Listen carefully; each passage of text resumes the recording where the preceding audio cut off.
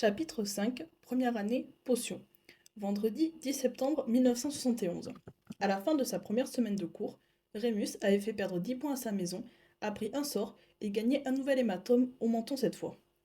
Les premiers cours s'étaient relativement bien déroulés, tous avaient été introductifs, et tandis que Lily et Van avaient passé chaque cours à griffonner furieusement des pages et des pages de notes, personne d'autre n'avait semblé s'en donner la peine. Ils avaient quelques devoirs simples à faire, mais Rémus avait prévu de faire semblant d'avoir oublié de les noter si on lui demandait de les rendre. Le cours de sortilège avait été le cours le plus excitant. Le minuscule professeur avait enchanté une pile de pommes de pin pour qu'elle tourne dans la pièce, au grand plaisir de tous. Après quelques essais, Lily avait fait léviter sa propre pomme de pin à au moins 1 mètre de hauteur, et Sirius avait fait tourner la sienne comme une toupie, jusqu'à ce qu'elle devienne incontrôlable et brise une fenêtre. James, Peter et Remus avaient eu moins de chance, mais Remus était certain d'avoir vu la sienne sauter 1 ou 2 fois. Les cours de métamorphose étaient tout aussi intéressants, mais nécessitaient beaucoup plus de sérieux puisqu'ils étaient donnés par le professeur McGonagall. Il n'y aurait pas du tout de travaux pratiques pendant la première semaine, avait-elle expliqué, mais elle leur donnerait beaucoup de devoirs afin d'évaluer leur niveau. L'histoire de la magie était absolument horrible. Rémus s'était efforcé de ne pas s'endormir alors que le fantôme du professeur Binns flottait dans les allées, débitant des dates et des noms de bataille. Lui aussi leur avait donné des devoirs, 2 chapitres de lecture du texte qu'ils étaient en train d'étudier. Sirius avait levé les yeux au ciel et murmuré à James. Je suis certain que tout le monde a déjà lu Histoire de la magie. C'est un livre pour enfants.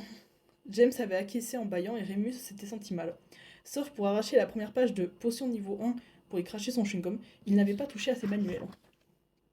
En fait, il avait attendu les potions avec impatience, espérant au moins voir quelque chose exploser comme en chimie. Mais finalement, cette matière impliquait également une énorme quantité de lecture et pire encore, il devait partager la classe avec les premières années de Serpentard. Le professeur qui enseignait les potions était d'une gaieté agaçante et mit près d'une demi-heure pour seulement faire l'appel. Black Sirius. Ah, vous voilà. J'ai été vraiment surpris par votre répartition, mon garçon. Vraiment surpris. Et j'ai eu tous les blacks dans ma maison depuis que j'ai commencé à enseigner. Ne le prenez pas personnellement, jeune homme, mais j'attendrai de grandes choses de vous. Sirius sembla prier pour que le sol l'engloutisse. Slughorn continua son appel. Un Potter et un petit gros, hein? Eh bien, avec Monsieur Black ici présent, cette classe a un sacré pédigré, n'est-ce pas? Laissez-moi voir. Lupin. J'ai connu votre père. Il ne faisait pas partie de mes élèves, mais c'était un sacré bon dualiste. Sale histoire. Rémus cligna des yeux. Il se demanda si Slughorn savait qu'il était un loup-garou. Toute la classe le regardait. Ils savaient tous maintenant qu'il avait été élève dans un foyer pour enfants et que son père était sorcier. Rémus suspectait Peter de leur avoir répété. Mais personne n'avait osé lui en parler beaucoup plus. Une autre rumeur semblait circuler selon laquelle il était violent et qu'il faisait sûrement partie d'un gang. Il était certain que James et Sirius participaient à entretenir cette rumeur, mais finalement, ils s'étaient rendus compte que cela ne le dérangeait pas trop. Heureusement, Slughorn voulait les faire commencer à travailler le plus tôt possible. Le mieux, c'est de se mettre au travail directement, sourit-il. Maintenant, si nous nous regroupons à 4 par chaudron, vous pourrez tous suivre les étapes à tour de rôle. Une clameur s'éleva alors que chacun rejoignit un groupe. James, Sirius et Peter s'approprièrent immédiatement le chaudron tout au fond de la salle et furent rejoints par Nathaniel Kins, un jeune serpentard qui connaissait Potter et Pettigrew d'avant Poudlard.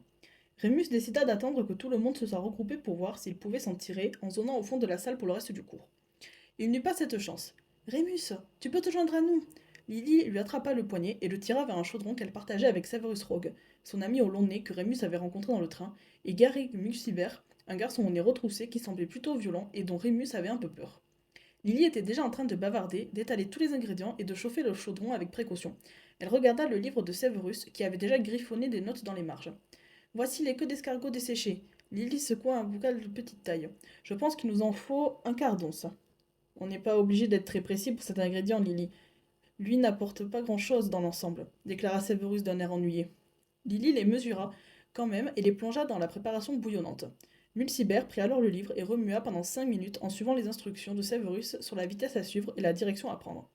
Puis, ce fut au tour de Rémus.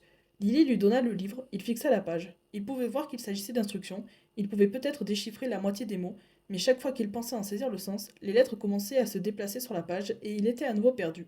Ses joues chauffèrent et il se sentit légèrement malade. Il haussa les épaules en détournant le regard. Oh, grouille-toi le pressa sèchement Severus. Ce n'est pas comme si c'était difficile. Laisse-le, Sève, répliqua Lily. Ton livre est couvert d'annotations. Pas étonnant qu'il ne s'y retrouve pas. Ici, Rémus. Elle ouvrit son propre livre de potions tout neuf et le lui tendit. Mais ce n'était pas mieux. Rémus haussa les épaules une nouvelle fois. Pourquoi tu ne le fais pas toi si t'es si intelligent cracha-t-elle à Severus. Oh, par Merlin! Les lèvres de Séverus se retroussèrent. Tu sais lire au moins? Je veux dire, même les écoles modules enseignent cela, rassure-moi. Séverus! S'exclama Lily. Mais le jeune garçon brun et imbu de lui-même n'eut pas l'occasion de dire autre chose. Rémus se jeta par-dessus le bureau sur Séverus, le poing levé. Il n'eut que l'effet de surprise en sa faveur. En 3 secondes, Mulcibert le saisit par le col, le tira en arrière d'un coup sec et le frappa directement au visage. Stop! Explosa Slughorn. Tout le monde se figea. Le maître des potions se précipita vers eux. Levez-vous tous les deux! Cria-t-il aux deux garçons sur le sol. Rogue et Rémus s'exécutèrent, haletants. Des deux, c'était Rogue qui avait l'air le plus mal en point. Ses cheveux étaient ébouriffés, son nez saignait.